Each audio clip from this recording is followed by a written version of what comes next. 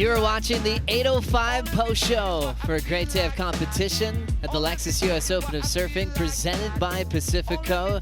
Zoe Benedetto getting the win in a dominant way in the last heat. What a rhythm she had with the ocean. You know what? When you rip that hard, we might see you again on the 8:05 post show. Thanks for being with us. Joe Turpel, Felicity Palmatier, and Mitchell Salazar. Cool to see some small wave ripping. At times it was challenging, but they can really turn on a high gear when a lot's on the line, Flick. Yeah, I mean, that's my biggest takeaway today. When we rocked up, yeah, I noticed straight away the conditions, they were a little bit smaller than what they were the day previous. And the surfers showed up, they made the most of it, you know, and there was still some big heat totals being thrown out there. And I guess the balance of the positive side of some big performances on the other side, Mitch, I mean, we can't get past some of the giant names that are already out. When you talk about Jackson Baker, CT standout that dealt with another early round loss today. Yeah, I'd personally say that Jordy Lawler's probably the worst loss out of all of them. He's a top 10 surfer right now in the Challenger Series, and unfortunately for him, he has to go back to Edeseda and make things happen over there, and then over in Saquarema too, Joe. Stop 4 of 6 events on the Challenger season. You keep your best 4, so more pressure on the surfers getting knocked out today. Let's go to more celebrations, though.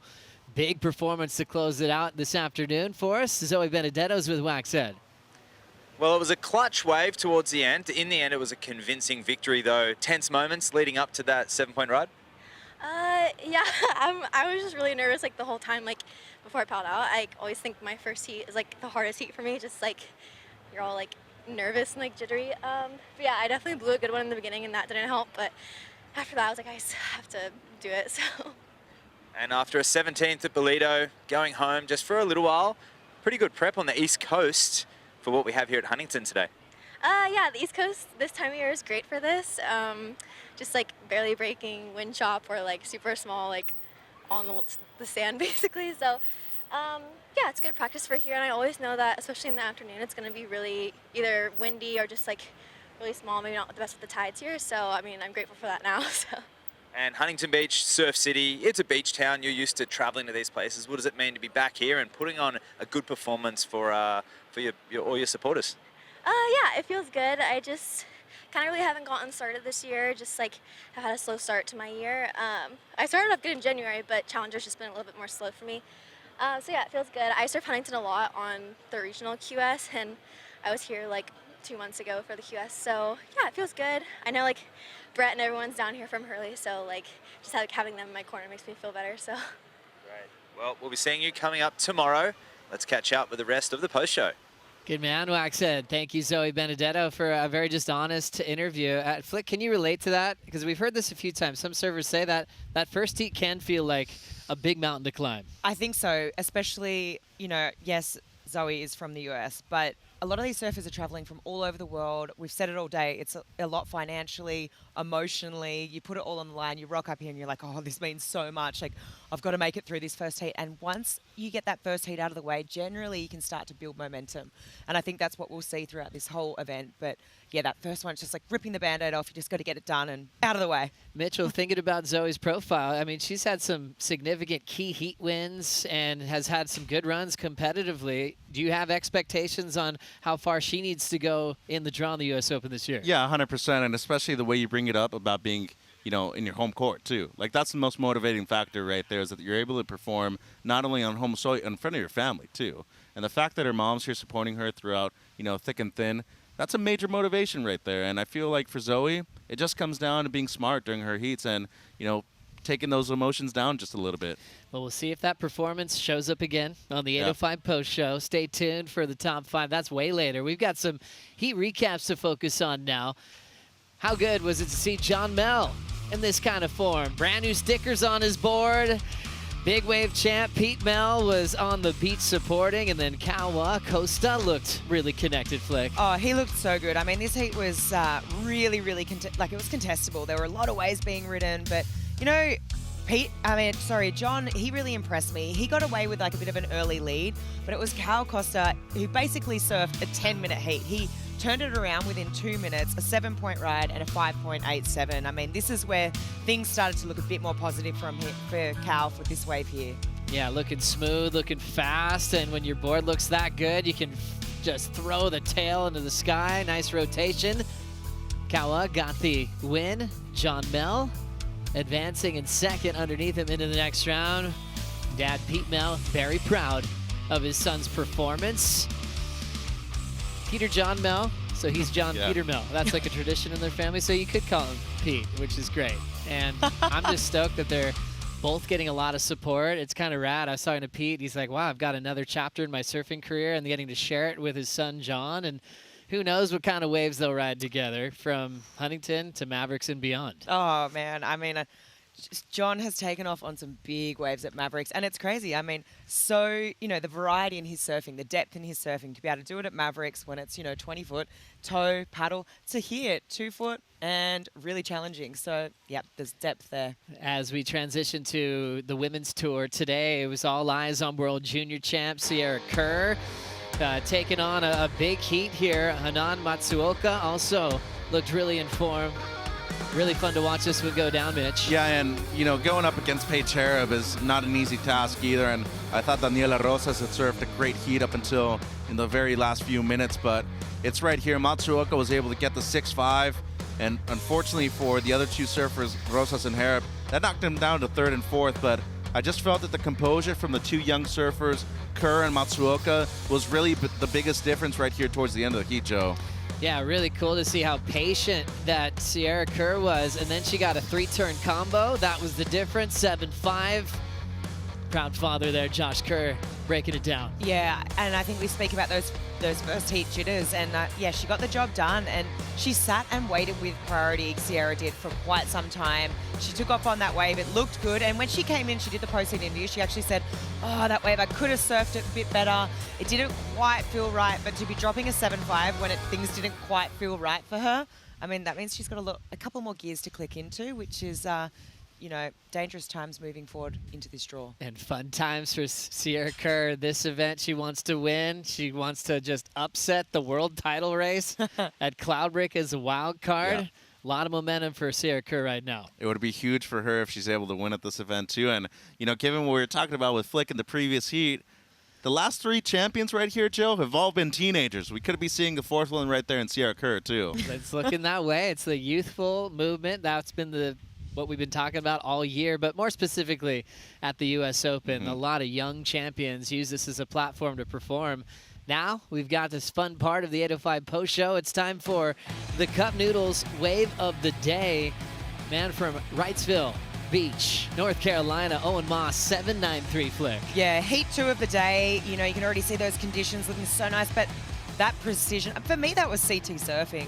That was a cut above the rest. The way he was able to blow out those fins on that second turn, he looked so in control. And yeah, I mean, he should be stoked with that and taking a lot of confidence into that next round. Mitchell, you pulled me aside right before Owen's heat, and you're like, watch this guy. Yeah.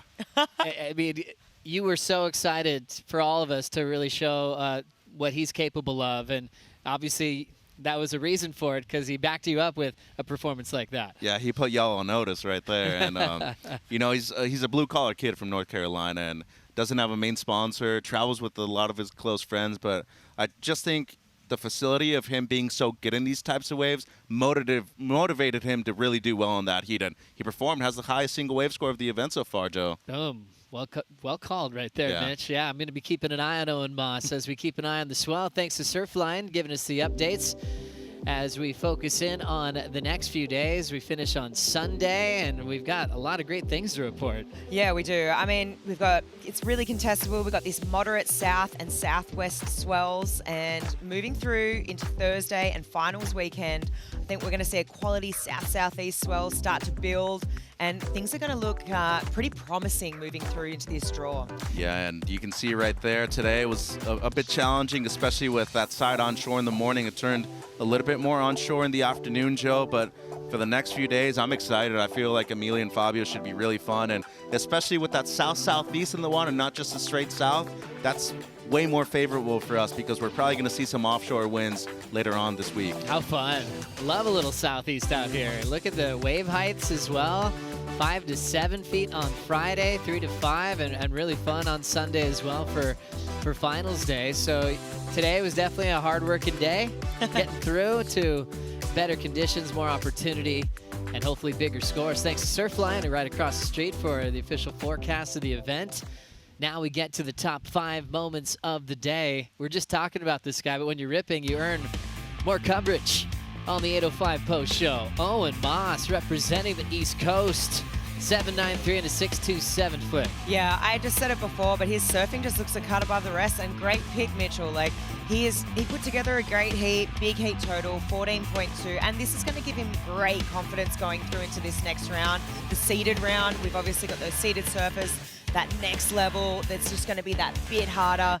So great for him to take that confidence through. Look at this, man. Former top 5 in the world, and Dino showed up today, Mitch. Yeah, Captain America definitely did, and looking to win his first U.S. Open, which is kind of surprising that he hasn't been able to do it so far, Joe, but the form he was in today, the amount of waves he was able to catch and convert into real good scores.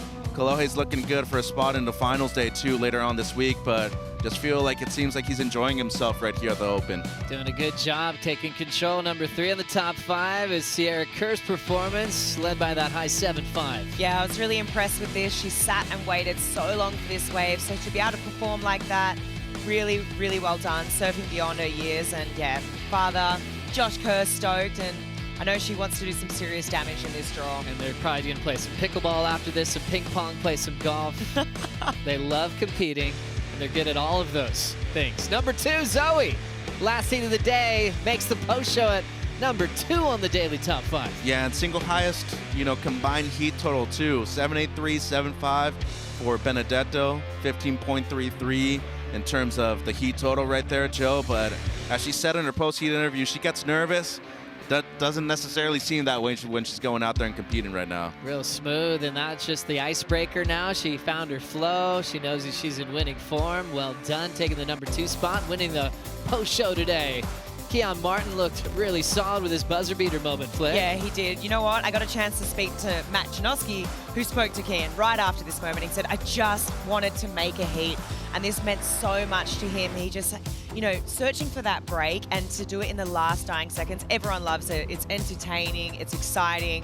And you know what, as a surfer, I mean, you don't like to leave it to that last minute, but it really does feel good when you get the job done like that. Pretty cool. Buzzer beater moments like that, it just shows that you always have time. We'll see how he takes that in the further rounds, Mitch. Yeah, and you shouldn't give up on yourself either. If the wave's out there, you just got to be able to look for it and eventually capitalize on the few opportunities you have too, Joe. Well, now we're getting to the big seats. They've all had the day off today, and that's why they're the top seeds. They've earned that. I saw Eli Hanneman hanging out today, and he could have been anywhere, but he was watching. He was preparing and remembering all the flashbacks from last season, as he's planning on going 2 in a row. Yeah, and you know what?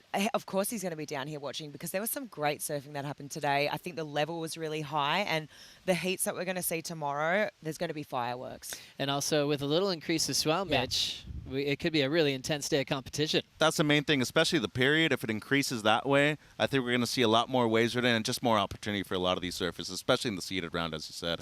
Well, for Mitch, for Flick, I'm Joe Turpel, and for the rest of the crew at the WSL here at the Lexus US Open of Surfing, presented by Pacifico.